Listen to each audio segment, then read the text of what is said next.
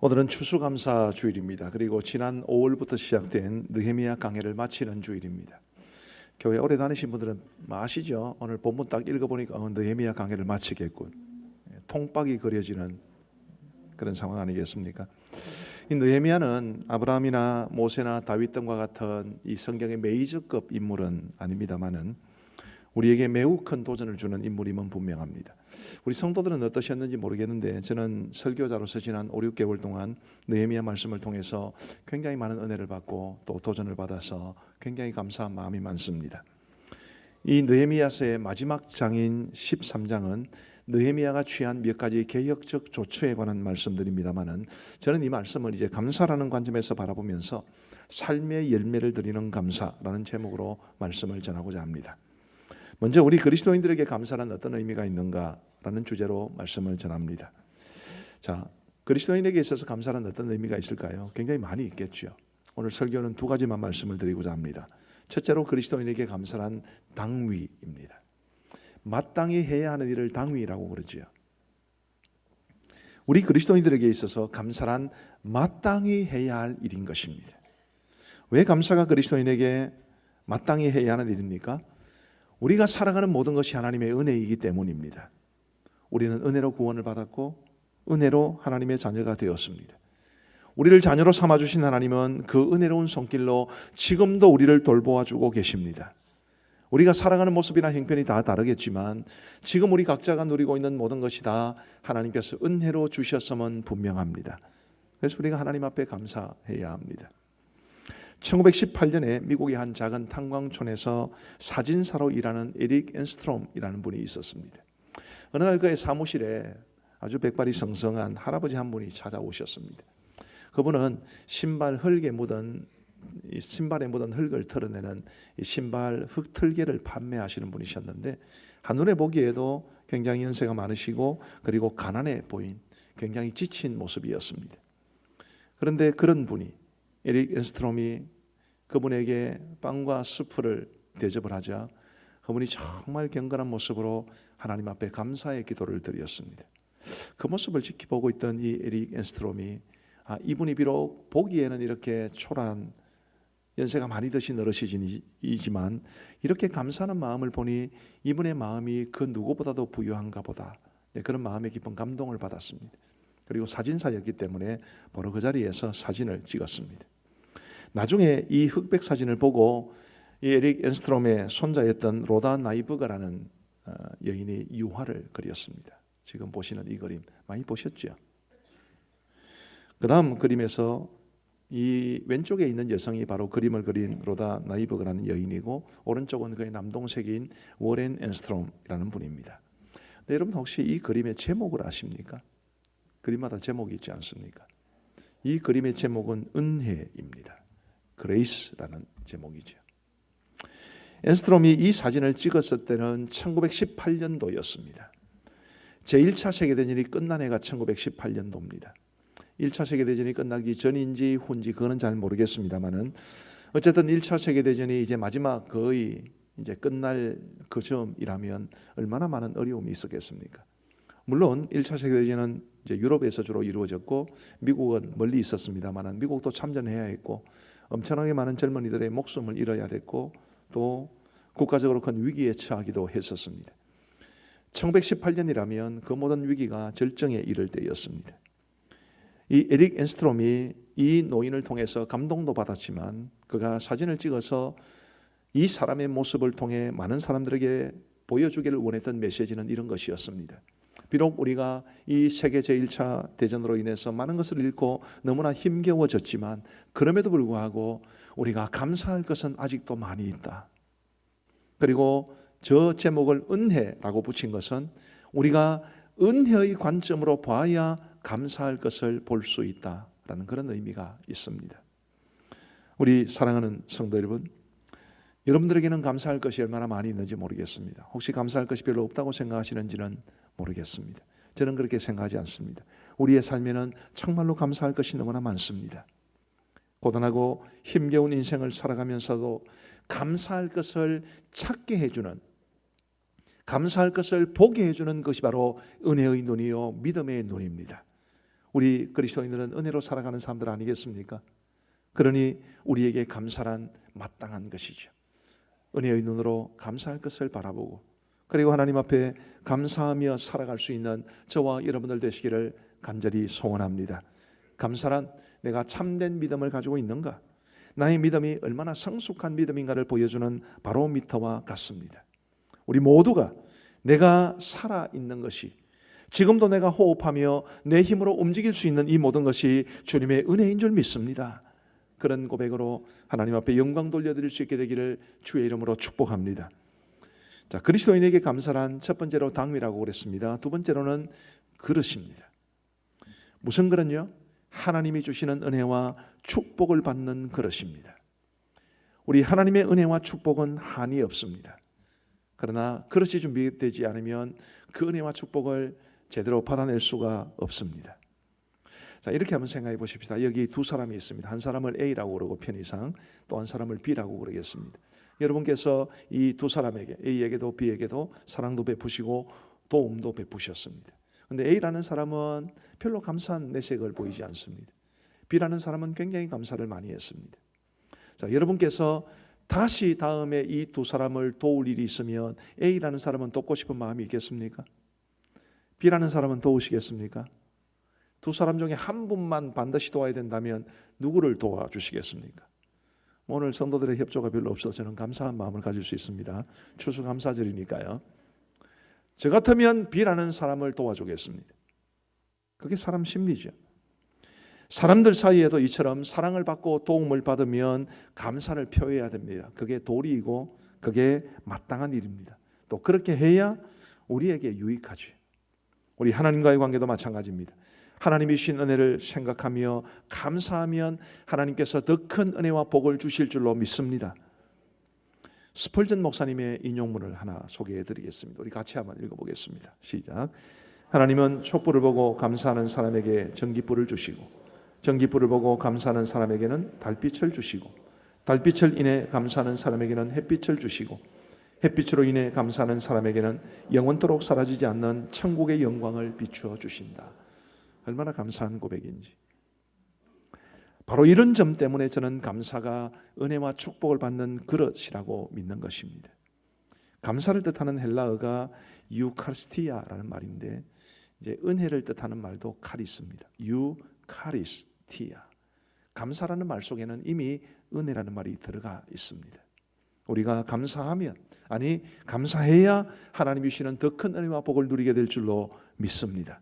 어쩌면 우리가 하나님의 많은 은혜를 누리면서도 별로 하나님의 은혜를 받지 못하고 생각하거나 혹은 우리의 삶이 너무 어렵거나 우리의 마음이 너무 위축되어 있거나 우리의 표정이 너무 굳어 있거나 하나님의 은혜에서 좀 벗어나 있다고 생각한다면 그 이유는 감사의 부족 때문일 것입니다. 우리 사랑하는 성도 여러분, 저는 이 설교를 준비하면서 결심한 게 한 가지 있습니다. 나는 이제부터 무슨 일이 있더라도 감사하며 살겠다. 그런 결심을 했습니다. 경상도 오리지널 사운드 트랙으로 어째도 감사해야 되겠다. 그런 생각 가졌습니다. 가장 작은 것부터 시작해서 가장 큰 것에 이르기까지 언제나 감사하며 살겠다. 그런 고백을, 그런 결심을 하게 됩니다만 여러분들도 그렇게 하시는 게 어떻겠습니까? 감사하며 사십시다. 감사는 저절로 되는 게 아닙니다. 억지로 정말 결심하고 감사하기로 작정하고 하나님 앞에 감사하는 것, 그게 감사 같습니다. 부디 이곳에 계신 여러분 모두는 우리 하나님 앞에 풍성한 감사를 돌려드림으로 주님이 우리에게 부어주시는 크신 은혜와 복을 누리며 살아갈 수 있게 되기를 간절히 소원합니다. 두 번째로 삶으로 드리는 감사라는 주제를 생각해 보겠습니다. 우리가 하나님 앞에 감사를 드려야 되는 것은 맞는 것인데, 마땅한 것인데 우리가 어떤 방식으로 감사할 수 있겠습니까? 감사의 방법은 여러 가지가 있을 겁니다. 우리가 찬양과 기도를 통해서 하나님 앞에 고백할 수도 있겠지요. 우리가 감사의 예물을 하나님 앞에 드리는 것도 굉장히 좋은 감사의 방법입니다. 그러나 제가 확신하기로는 하나님께 우리의 삶의 열매를 드리는 것이야말로 최고의 감사라고 저는 믿습니다. 게리 체퍼먼이라는 사람이 쓴 5가지 사랑의 언어라는 책이 있습니다. 이 책은 사람마다 사랑을 느끼거나 혹은 표현하는 방법이 다르다는 것을 깨우쳐 주면서 우리가 진정으로 상대방을 사랑하려면 상대방이 좋아하는 방식으로 사랑을 표현해야 한다고 말해주고 있습니다.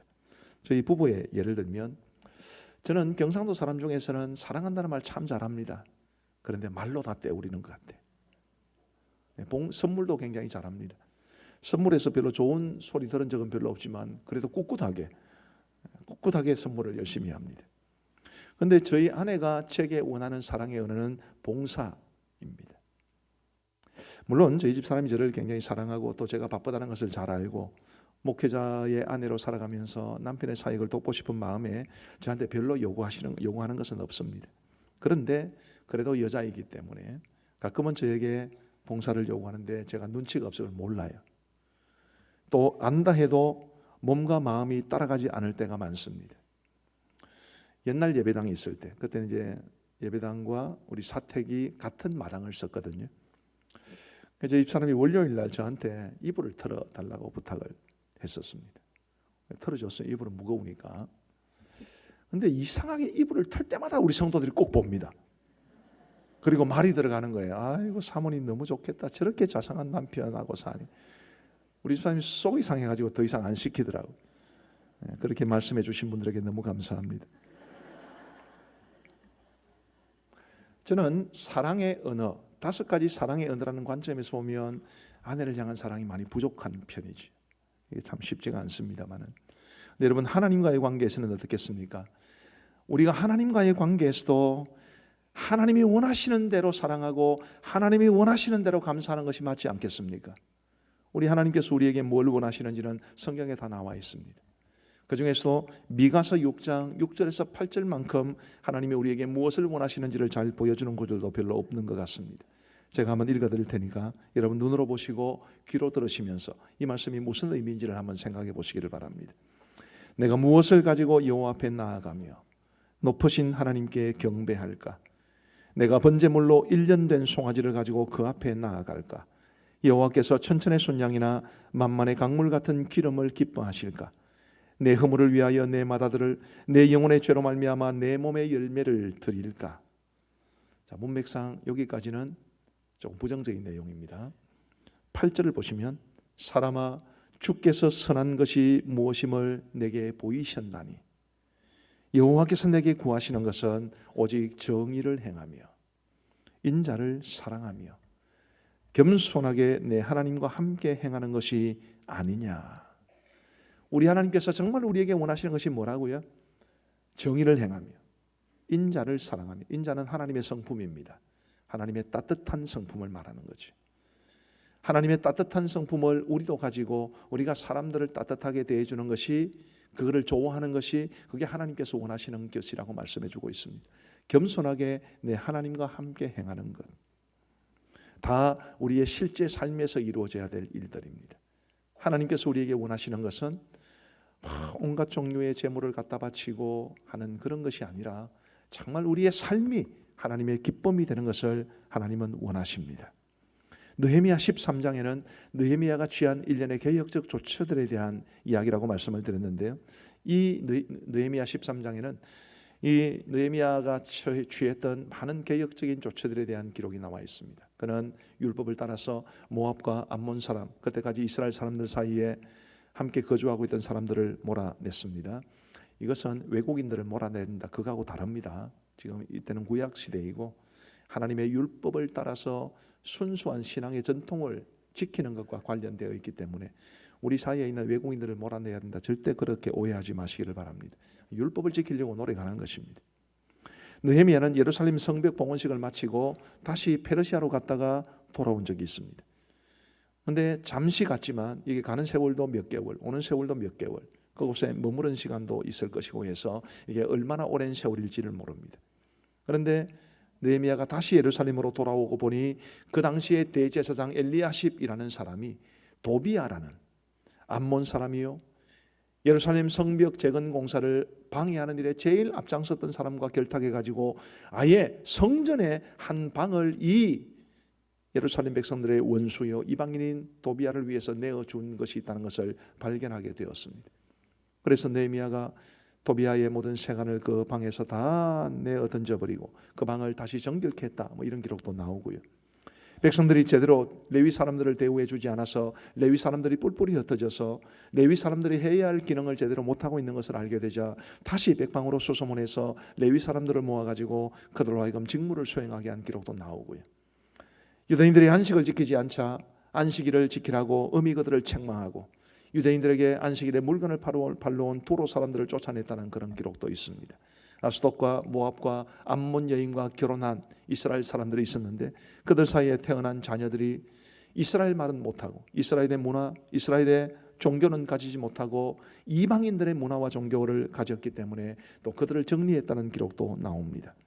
그리고 오늘 본문은 대제사장 엘리야십의 손자 요야다의 아들 중 하나가 호론 사람 산발랏의 사위가 되었다는 기록을 말해줍니다.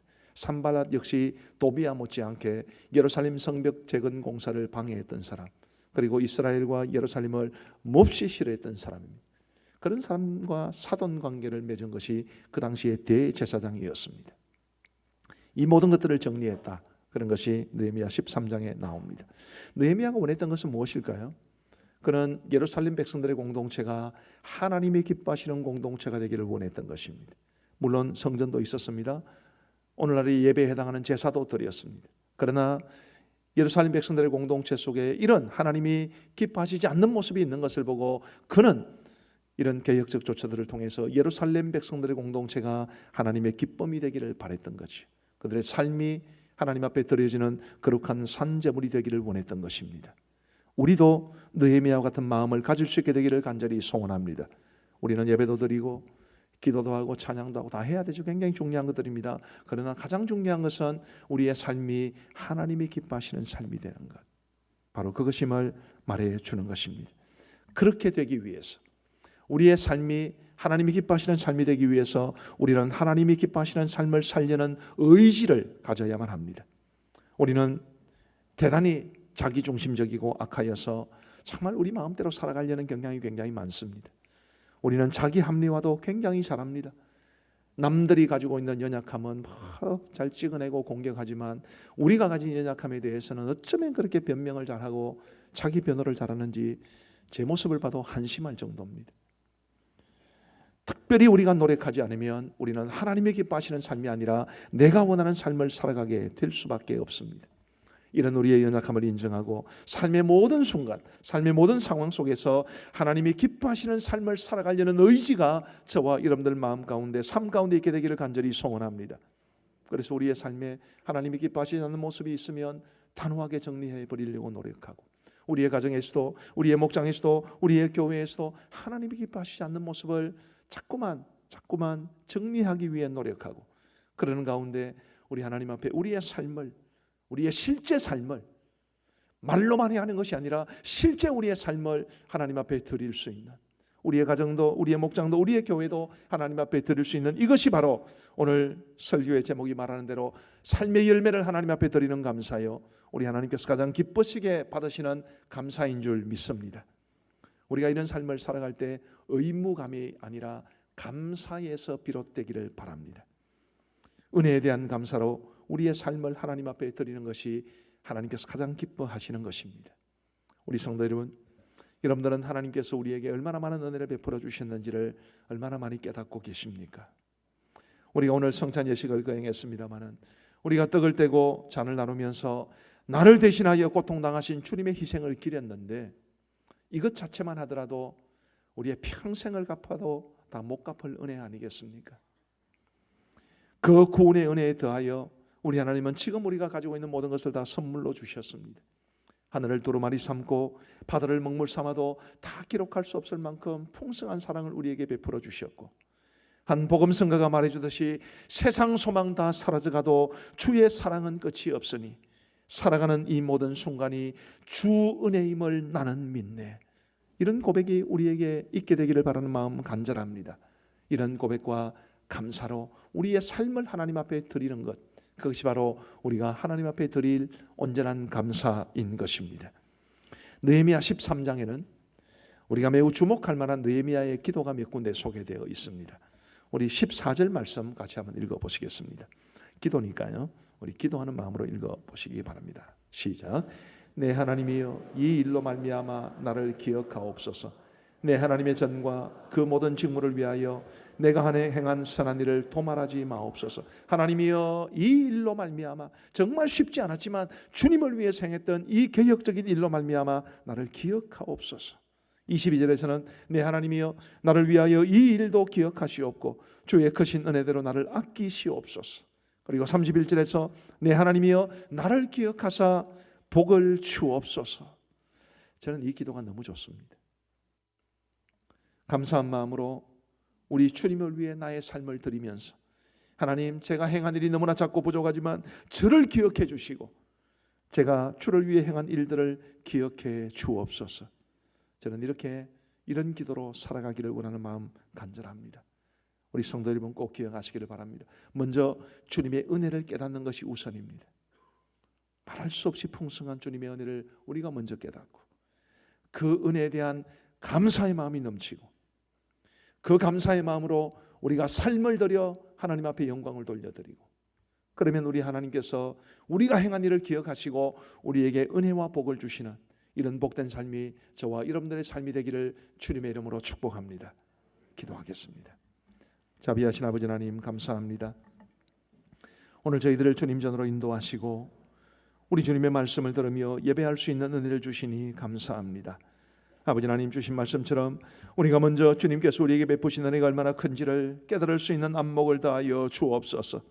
은혜를 깨달아야 감사할 수 있고 은혜의 눈으로 봐야 감사할 것이 많음을 발견하게 되는 줄 믿습니다. 하나님, 저와 우리 가음정교회 모든 성도들, 이 3부 예배에 참여하여 예배드리는 우리 모든 성도들이 은혜라는 관점으로 우리의 삶을 바라볼 수 있도록 도와주시고, 그리함으로 감사할 것이 참으로 많음을 깨닫게 하여 주옵소서. 하나님 앞에 감사의 마음이 생길 때마다 우리의 삶을 주 앞에 드릴 수 있도록 도와주시고, 우리가 삶을 주님 앞에 드리면 하나님께서 우리를 기억하시고 우리에게 은혜와 복을 주심을 잊지 아니하도록 도와주옵소서. 아버지 하나님이여, 추수감사주일은 오늘 하루로 지나가지만 우리의 매일의 삶이 감사의 날이 될 수 있도록 도와주시고 하나님 앞에 온전한 감사로 영광을 돌려드릴 수 있는 우리 모두가 되게 하여 주옵소서. 예배 후에 있게 될 우리 바자회에 함께하여 주셔서 하나님께서 우리에게 주시는 복된 교제의 잔치가 될 수 있도록 도와주시고 그 일을 위해 수고하시는 모든 분들에게 은혜를 베풀어 주옵소서. 이번 한 주간 동안에도 우리 성도들의 모든 삶을 주님이 친히 주관하여 주시고 인도하여 주옵소서. 감사하옵고 예수님 이름으로 기도하옵나이다. 우리의 생명과 소망이 되시는 주 예수 그리스도의 크고 놀라우신 은혜와 우리 아버지 하나님의 무한하신 사랑과 성령님의 위로교통 충만하심이, 또한 주님의 은혜를 깨닫게 하시고 그 은혜에 대해서 감사하게 하시고 그 은혜에 대한 감사의 마음으로 우리의 삶을 주님 앞에 드리게 하시는 우리 성령 하나님의 도우심이 이곳에 고개 숙인 사랑하는 모든 성도들 머리 위에 이제로부터 영원토록 함께 있을지어다. 아멘.